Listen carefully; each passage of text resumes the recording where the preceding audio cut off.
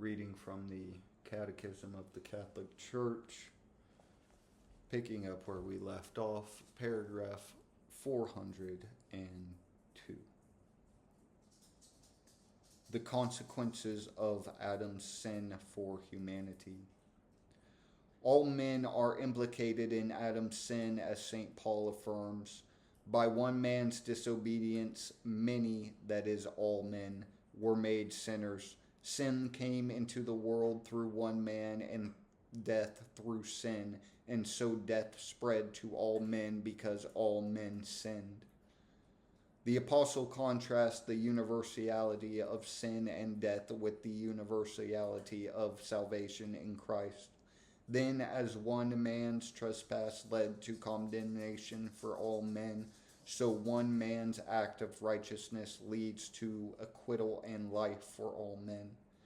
Following St. Paul, the Church has always taught that the overwhelming misery which oppresses men and their inclination towards evil and death cannot be understood apart from their connection with Adam's sin and the fact that he has transmitted to us a sin with which we are all born afflicted, a sin which is the death of the soul.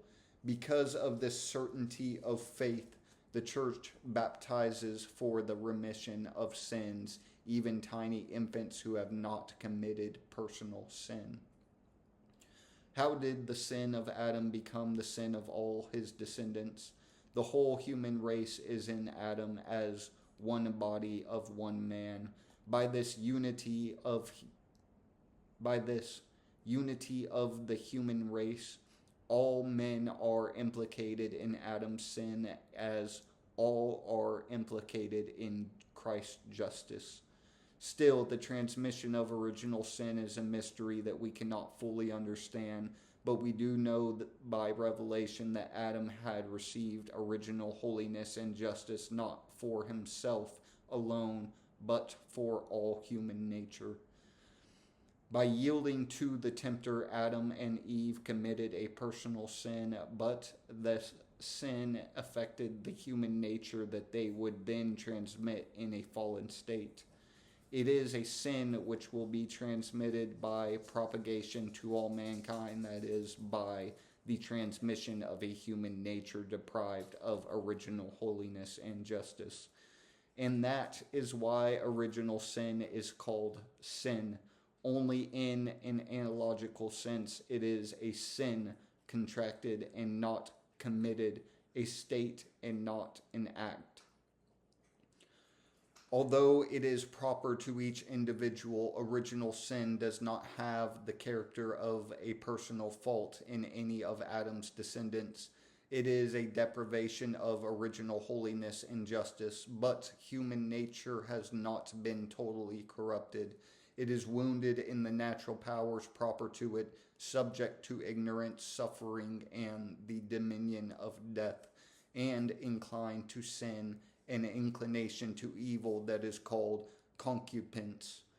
Baptism, by imparting the life of Christ's grace, erases original sin and turns a man back toward God, but the consequences for nature, weakened and inclined to evil, persist in man and summon him to spiritual battle.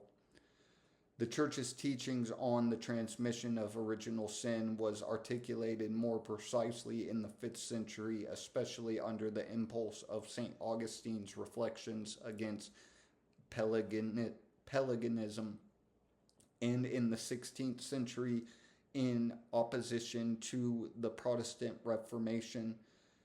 Pelagius held that man could, by the natural power of free will and without the necessary help of God's grace, lead a morally good life. He thus reduced the influence of Adam's fault to a bad example.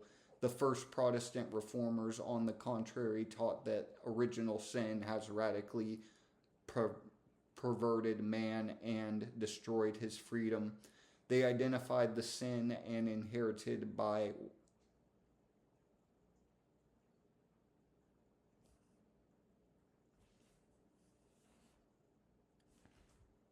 They identified the sin and inherited by each man with the tendency to evil, which would be insurmountable.